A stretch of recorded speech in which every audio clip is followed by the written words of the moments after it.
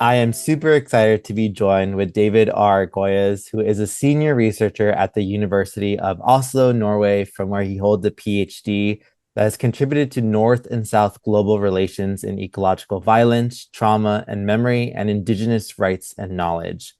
Goyes is an editor of the International Journal for Crime Justice and Social Democracy and a member of several editorial boards. In 2024, Goyes received a Critical Criminologist of the Year award from the American Society of Criminology and the highly commented Article of the Year award from the Sociological Review for the article An Incorporeal Disease, COVID-19, Social Trauma and Health Injustice in Four Colombian Indigenous Communities. Thank you so much for being here today, David. Thanks for inviting me. It's a pleasure. No, of course. So I kind of wanted to get a little bit started about your own background. So why don't you kind of give a little bit of how you got here today and the work that you do, especially in between the intersections of, ecological violence, criminology, and social relationships? Yeah, so I am a Colombian, uh, and I was born in the 80s. So that was a time with a lot of war, conflict, destruction, and so on. At the same time, Colombia is a very rich country in biodiversity. So from the start in my life, I have been interested in those social dynamics that create suffering. And that led me to study law. I thought law was the instrument for me to try and contribute to this.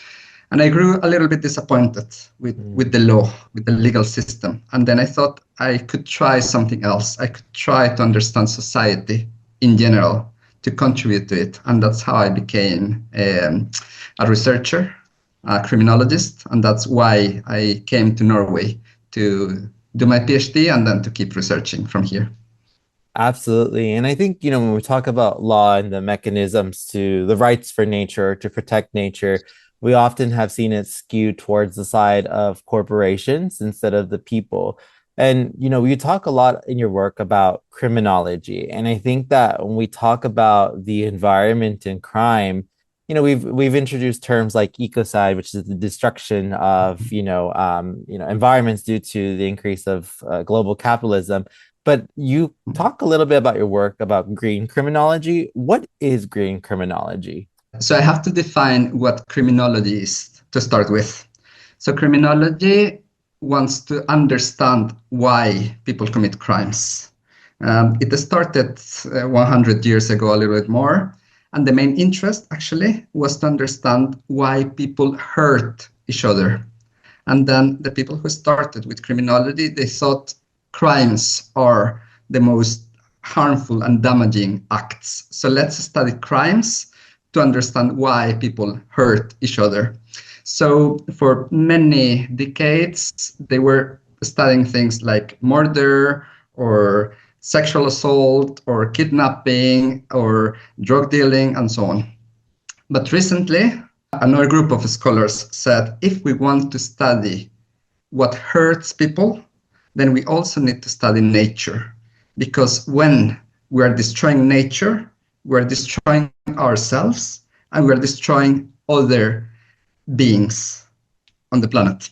So green criminology started as a concern to expand who the victims of crime are and what creates suffering. So since then, it has developed a lot. And what we try to do is to understand what are the social dynamics through which we destroy nature, through which we make animals suffer, and through which we make each other, also humans, suffer through the destruction of nature. I love that because, I think when we talk about the destruction of life, it is often individualized or, compartmentalized in within one person's body or soul or, relationship. But what I like about green criminology, I think, is that you're expanding the narrative to also the more than human world. And this actually ties into the book and some of the, work that I've read about your work is that in the beginning of the book, you talk a bit about ecological knowledge is not ecological wisdom. And I kind of want to talk a little bit more about that and like how it was framed, because I think, when we think about environmental education, we see that as wisdom in some sense, but what is true wisdom in this conversation? Mm. So this has a little bit of a backstory because I have been researching in green criminology for 15 years or more. Different topics, different sorts of green crimes, both those that are criminalized, like deforestation, but I have also researched stuff that is legal, but that is still quite harmful, like mining. Um, and throughout these years, I have found that we know what we're doing wrong. So we have the knowledge. Society has the knowledge. We also know the dynamics that cause the destruction. So you were mentioning capitalism. Of course, capitalism is destroying the planet and many other things. Anthropocentrism, this idea that human beings are the most important being in the planet, that's destroying nature. So we have that understanding. So we have ecological knowledge. We know what we're doing, that we are destroying the planet, and what we should do instead. But wisdom is to act accordingly, to take the right decisions. So you can have the knowledge, but not the wisdom. So the question is, one of the questions for me after having researched this for 15 years is how can we transform knowledge into wisdom, ecological knowledge into ecological wisdom? I love that because I think knowledge is often used as the end all be all final stage, but like wisdom is what really extends ourselves to see the world as more expansionary, which again, it contributes to the compass of injustices that we live in. And I remember, we talk a lot about the idea of the world suffering, right? Of how we navigate in this time of injustices of the climate crisis. For example, you kind of talk about how individualized actions also still contribute to the degradation of the planet. So whether or not we are seeing suffering or reading about suffering, we also are contributing to suffering, but not because we want to, but because we're designed to. And, I think it's really important for all of us of our actions, from what we eat to what we fly, from what we wear. There's all these like types of things that we inherently have to partake in the system. And so how do you balance those types of heavy emotions of guilt and shame, but also looking forward towards creating a better society? That's an excellent question, and that's of course the question that we are all trying to answer. It's we all have to contribute to this. You're doing excellent work on this as well, and I think it has to do with first how we see life, second what we value in life, and what sort of stories we tell. So you said this kind of there are so many attractive things to do. We want to fly, we want to visit new places. This traveler lifestyle seems to be very trendy on social media, but we should also think about what are the ecological consequences of the way we're living in. So the first thing we want to see, or that we need to see, is what are these systems in which we are that lead us to destroy the planet. Because as you said, it's not this individual fault. It is the society that we live in that leads us to behave in certain ways. And of course, we have this capitalist way of being in which we want to consume more and more. And that means extracting more and more from the planet and also discarding more and more, throwing away more things. But we also have this developmentalist ideology, which means we want to develop all the time. So we all the time want to create more infrastructure. We want to have faster internet. We want to have all the time evolving technologies. And that is the story that has been leading us to live the way in which we live. And that's something that can explain a lot of environmental destruction. So we know that we need to do something different. The problem that we have is that environmentalism, for many, has been presented as sacrifices. So do not fly, do not consume, do not eat meat, do not, do not, do not. And for many people, that is not exciting. That is not something that they want to engage with because it's just a list of restrictions. So what I think we need to do is to have an alternative that is also exciting, but that respects the boundaries of the planet and that acknowledges our interconnection. So we need an exciting alternative and an exciting story to live by. And I think that will be key in the transformations that we need. I love that because, as a former environmental scientist myself, like we are taught how to view nature as a privatized commodity. We're also taught as a human culture to consume and to always look and to accelerate, to move. And, this idea of this very fast-paced culture that doesn't really match with the well-being of the ecological systems, that they don't move through massive growth and evolution quickly as what we're doing in human society, which again, I think that reflects back of like how humans themselves are, pressuring themselves to take up a lot of work in these industries. And, when it comes to then creating this alternative world, you talk a little bit about, I believe, around a few paradoxes that you introduced in your book around like the puzzle mattering and the sapiens paradox. And one thing I do want to kind of share is like why it is important to introduce different modes of stories into these alternative worlds that we're imagining or creating at the same time. Because a lot of the times, I think we tend to devalue the humanities in arts, but when we really look deeper into it, the science may be able to tell us why certain things are breaking down our planet, but the humanities in arts illustrates in our hearts how things happen and how societies respond. Exactly. And I think we talk about natural sciences, we talk about humanities, social sciences, and so on. And to me, they are all important. The same way in which different stories are all important, different alternatives.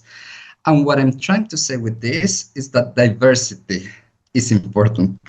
Um, we need diversity when it comes to nature. We need diversity when it comes to human beings. We need diversity when it comes to sources of knowledge. We need diversity in general, because diversity is what gives us options to select. There is this famous Indian philosopher, biologist, and much more, Vandana Shiva, who said that we live in a monoculture of thinking and being. And when we only have one option about how to think and how to live, then we're trapped. If we run into problems, we cannot take another route. So we need alternatives, we need diversity. And then we cannot ask everybody to live the same way, because that blocks the opportunities. So we need to create many different ways in which we can be, many different ways of living. Hopefully, they will be environmentally respectful ways of living. But we need a diversity. We don't need a new monoculture of being. We don't need one way of being, because that's the problem that we have now. The problem that we have now is that everyone wants to have money, cars, be famous, travel to other places, and that's the only accepted way in society of being. We need many other options, and that's what we need to create. I love this because, I am a huge fan of Vandana Shiva's work too. And I agree that, diversity is the greatest threat to uniformity in our world. And that's why I think we see a lot of silencing of narratives and censorship that happens in a lot of, governments around the world.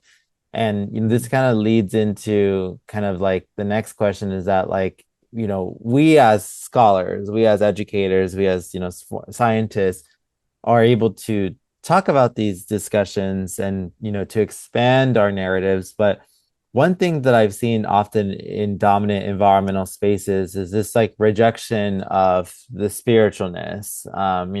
We value and honor indigenous knowledge and science, but when it comes to, our own cultures, especially those who may be non-indigenous that have spiritual practices or cultural practices that are seen as superstitious or they're seen as obscure to the dominant culture. Why is it so important that we are able to tap into these communities in the times of the climate crisis to understand these stories? Yes.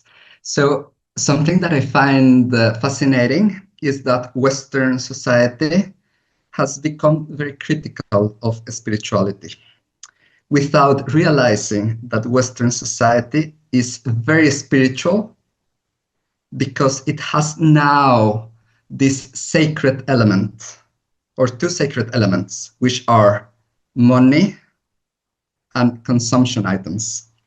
So we have to ask ourselves, how do we define spirituality? So spirituality to me is everything that is around what is sacred. So for Western society, money and consumption have become sacred. And then we have developed a spirituality around that. So Western society can say, no, we are not mystical, we are not spiritual, but we are. And our God is money and consumption. And then that spirituality, that religion that we have is consumerism. So we do have that. And the problem with consumerism and with that spirituality and with that religion is that it's destroying the planet. And it is that it is creating a lot of suffering for more than human animals, but also for our human beings. We are impoverishing others just to live, have high living standards, which I'm not sure how high they really are. So what we need to do and what we need to find are alternative spiritualities. We need to desacralize what we have made sacred, money and consumption, and we need to realize that we need to have something different as sacred. And for that, we can draw inspiration, for instance, on indigenous peoples, who, not all of them, but many of them, see nature as sacred.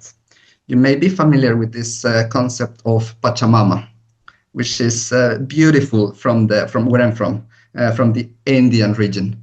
So the Aymara and others talk about the Pachamama. The Pachamama is the sacred, what is sacred. And they develop this spirituality around that. So when you shift what is sacred for you, you change the way in which you behave. And that way, I think, is a key way to transform how we are and how we relate with everything else in nature.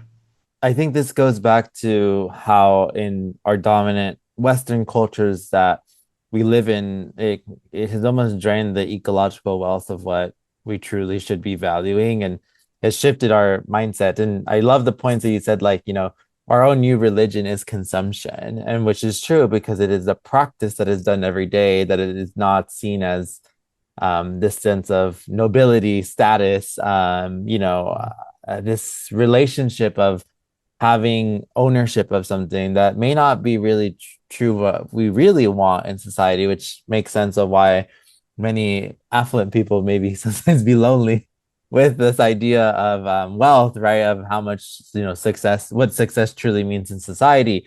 But moving from that is that with this emergence of new stories, new global stories, I wanted to cover this new project that you are working on around Green Story.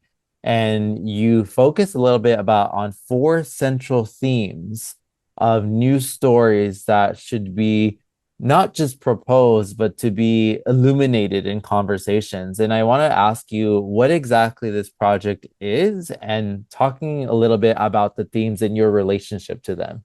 So this new project emerged from all my experience researching green crimes and all my work in the field, because I have been working as an expert for Interpol, for the United Nations, and for many other organizations. And what I see again is that we have a lot of knowledge. We know how we are harming the planet, but we're not changing our ways. We are stuck in one way. We all follow this line of development. So the problem again is that we are trapped into what I call the developmentalist ideology. Money, infrastructure, and progress in general. Something needs to be happening all the time. So that is a story, and stories are the most powerful tool that we have, because we always live within a story. We follow what a story tells us to do. It tells that success is having cars and money and houses and so on, and then we try to do that. So we need a different story, and that is the way to change, to transform knowledge into wisdom. But where does this story need to come from? And which stories work? That is the question that the project Green Story asks. We want to research which story or stories can transform how people behave. And then we're talking about monocultures, and then we're also talking about the pluriverse or diversity. And that's why we have 4 themes in the project. We're going to be talking about philosophy, we're going to be talking about religion, we're going to be talking about science, and about indigenous perspectives. Not because those are the only 4, but because they are 4 important pillars that can help us see life in a different way or embrace a different story. We were talking about spirituality and mysticism and so on, condemning other ways of other things that are sacred and other ways of other rituals. But what we have to acknowledge it is that there are billions of people in the planet who follow religions, and religions have been powerful in the history of humanity. So we cannot just say, let's discard religions, we don't believe in them. We need to see what is the power that they have. Because at the end of the day, what we want to do is to reduce suffering, to reduce injustice, to reduce destruction. And we need to use the tools that we have. And religion can be a very powerful tool, depending on how it is used. It should not be used as this blind guide, but it should be as a source of wisdom, as a guidance, because I think all religions contain a lot of wisdom. But of course, it is the institution, the church, and so on, that have committed mistakes. But religion is a powerful tool because it also deals with guidance in life, moral guidance in life. So religions can have power, and they do have power, and they do guide the lives of billions of people. Then we have philosophy. And philosophy, it is what asks the deep questions. What is life? What is the purpose of life? How should we live? It is what can invite you and me and everyone to think deeply about life. And it can also pose difficult questions, but also come with exciting ideas. There's a philosopher, Kate Soper, who talks about alternative pleasures. So we were talking about how environmentalism is many times about no, no, no. She says, we need that yes, yes, yes. We need pleasure. Life should be about having fun and being happy and enjoying being alive. And for that, we need alternative pleasures. We don't need the pleasure of capitalism, of buying and so on, because that is an empty pleasure that destroys the planet. We need an alternative pleasure. The question is, what is that? So philosophy can ask those difficult questions, but also spur our minds and lead them to think in different ways. We have science, and that is the discourse, or that is the story that we have been listening to recently. Scientists have been researching climate change, the reduction of nature, pollution, all these issues that we have today. It is a very important story, and for some, it will work. So we will also listen to science. We still need to use reason to understand the reality in which we live. And the final one is indigenous perspectives. And that has to do with many things, among others, my own background. So my mother is from the Quechua indigenous peoples in Colombia. And she lived the first years with the community, but then, for reasons we know about what happens with indigenous peoples, she was sent to the main city and prohibited from using her indigenous language. So I got to learn a little bit, but not enough. And indigenous peoples have much knowledge and many alternatives. Indigenous peoples are not just one way of being, they are plural ways of being, and they offer us opportunities. So instead of only listening to the Western way of being, we need to listen to other ways of being. And there are many important voices among indigenous peoples. One person who I really like is Ailton Krenak, this Brazilian indigenous intellectual. And among other things, he asks us to live as if we were birds, trying not to leave marks on the planet, which is exactly the opposite as we're doing today. We're just kind of creating massive marks on the planet, and we are kind of just saying, we have been here. He says we should do the opposite. We should be birds, that our presence is not felt, that nature remains there, and we're just passing as birds. So by having indigenous peoples as well, we have many new alternatives. So the entire project, or the entire purpose of these webinars, is to give us alternative ways of thinking, of being, of telling our stories, because maybe that way we will change how we are, how we behave.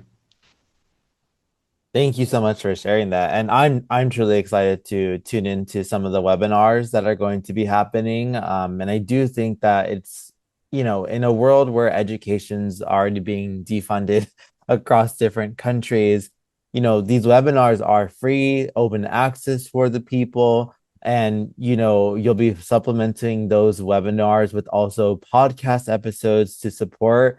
And I just want to say a last question is for like, the storytellers, especially young storytellers out there, how can they continue creating their stories and how can they continue to expand to these types of projects that you've been working on? I think that's what's beautiful about storytelling, that is communitarian. It is not only on one person to create a story. We are all contributing to storytelling, and that's how storytelling has worked for the entire history of humanity. We have all these stories around, and then we contribute with something, we add something, we tell it in a different way. So what these webinars are about is about different stories that people can embrace. But embracing does not mean repeating them, but maybe creating something new out of them, combining them, adding something, updating them. Maybe some of these stories are outdated, but these are input for new storytellers. And what we need the most is many new storytellers, because reducing suffering, reducing destruction will not be done by one savior. We don't need only one person. We need everyone. That's how we're going to transform society, when everyone gets involved. And that's also what is powerful and beautiful, that we all can do something.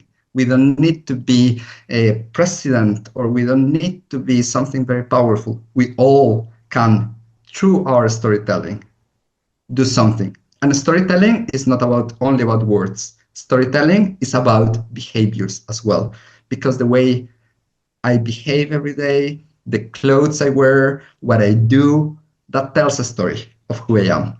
So I think the invitation is to continue the stories that people will be listening to and bring their own flavor. I love the way that you frame it and you package it at the end is that everyone has a role, everyone does have a story and will always have a story. And even after life and death, like stories will continue to exist and to keep those memories alive in our cultures. So thank you so much again, David, for having this conversation with me. And I feel that I've learned so much from green criminology to stories to philosophy, and also excited to tune into those webinars that are going to be happening in the upcoming weeks. Thank you for the conversation. It was beautiful and inspiring to me as well.